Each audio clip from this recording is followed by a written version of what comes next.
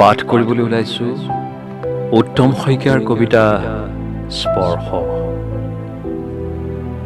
খিৰিকীৰ সিপাৰে মহানগৰীৰ ক্ষুদ্ৰ এখন অৰণ্য। খিৰিকীৰ সিপাৰে মহানগৰীৰ ক্ষুদ্ৰ এখন অৰণ্য, জিৰ জিৰকৈ সৰিছে মাজ নিশাৰ বৰষুণ। তগৰ ফুলৰ নিৰ্যাস সানি মোৰ কোঠালিত উমলি আছেহি জোনাক। মোৰ কোঠালিত উমলি আছেহি জোনাক। মই স্বপ্নমগ্ন। জোনাকে এটা এটাকৈ মোৰ হৃদয়ৰ আৱৰণ খুলি গৈছে। জোনাকে এটা এটাকৈ মোৰ হৃদয়ৰ আৱৰণ খুলি গৈছে।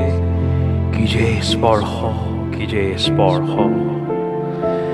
জোনাকৰ স্পৰ্শত হেৰাই যোৱা উগুল থুগুল মই এটি নক্ষত্ৰ।